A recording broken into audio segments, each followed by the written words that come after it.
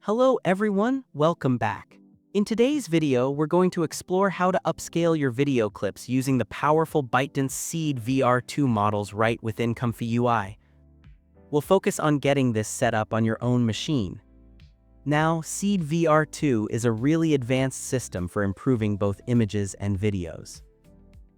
What makes it special is that it was trained on video data, so it understands how to keep details consistent from one frame to the next, which helps to avoid that annoying flickering you can get with other upscalers. There are a couple of main versions of the model, a 3B and a 7B parameter size. As you might guess, these models need a good amount of graphics card memory to run smoothly. But don't worry, they also come in quantized forms like GGUF, which are much more efficient and can run on systems with less VRAM. I'll be walking you through how to set up the GGUF version of the Seed VR models, and I'll share some optimization tricks that can help you run this on as little as 6 GB of VRAM.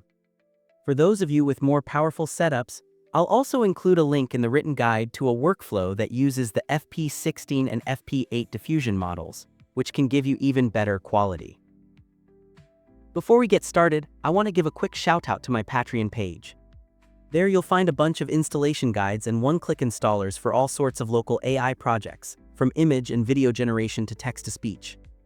I even have one-click Windows installers for both the low VRAM GGUF version and the standard versions of Seed VR2 that will get everything you need set up and ready to go.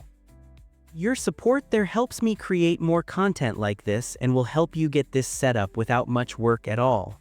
I'll leave a link to the installers down in the video description. Don't forget to like and smash that subscribe button so you don't miss out on more great AI content. Alright, let's get into the setup. If you're installing this manually, the first thing you'll need is a working installation of ComfyUI. On top of that, we'll be using the ComfyUI Manager to make our lives easier, and a special forked version of the standard ComfyUI Seed VR custom node. This specific version is what allows us to run the more memory-friendly GGUF models. For those on Windows, the easiest way to get started is by downloading the portable ComfyUI package directly from their release page.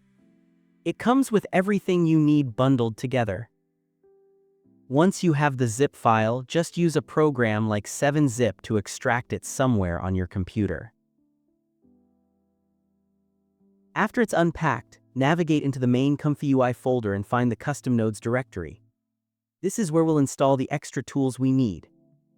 In the File Explorer's address bar, just type CMD and hit Enter to open a command terminal right in that folder. First, we'll install the ComfyUI Manager.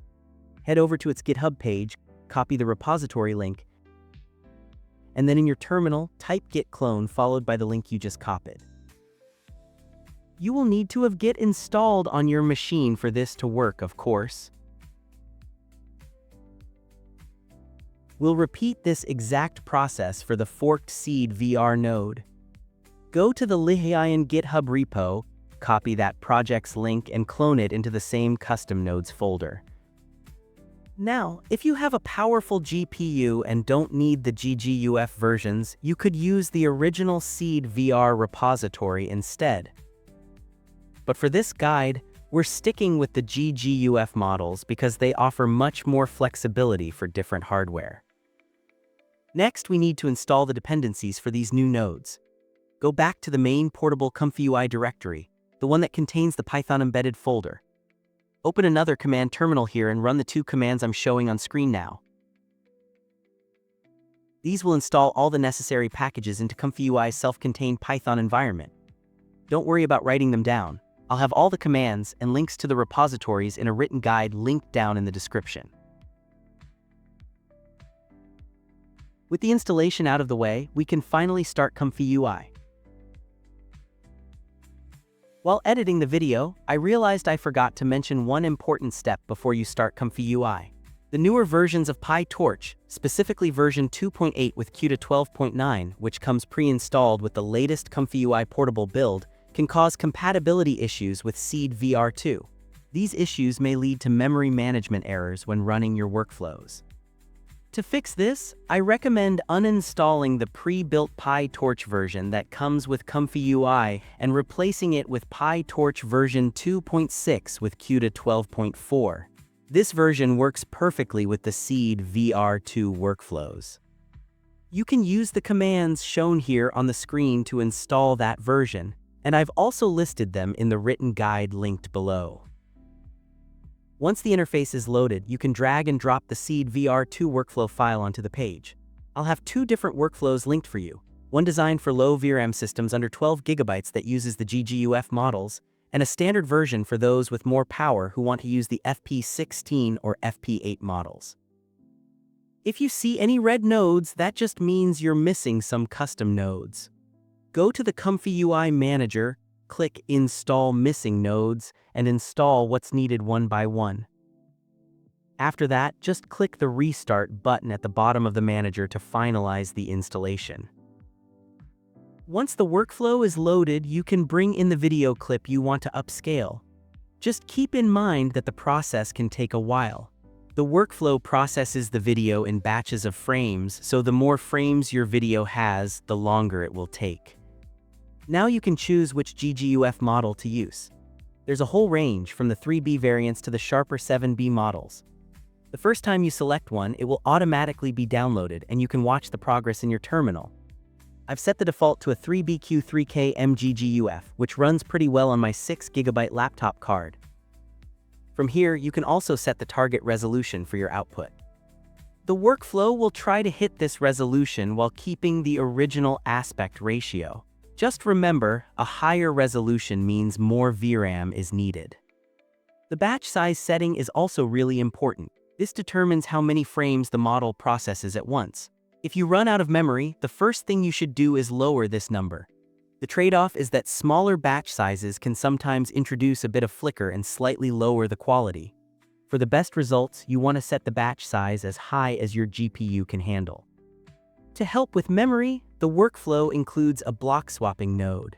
This clever tool offloads parts of the model that aren't being used from your GPU to your system's main RAM, which is super helpful if you have a lot of RAM but not much VRAM. We also have a few more tricks in the extra args node. VAE tiling processes the image in smaller chunks to avoid memory errors.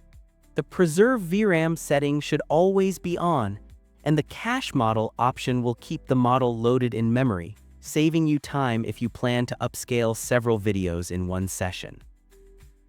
After the main Seed VR upscaling is done, the workflow has a second, much faster upscaler that lets you set the final exact output resolution. I currently have it set to 1080p using the Lanczos method. For a 5-second clip on my machine, the whole process takes anywhere from 3 to 10 minutes, depending on my settings.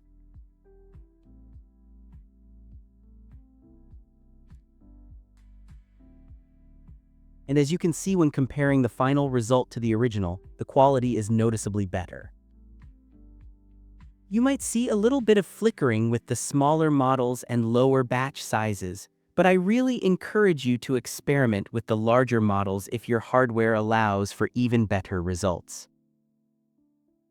And that's how you can get stunning upscaled video using Seed VR2 in ComfyUI right on your own machine.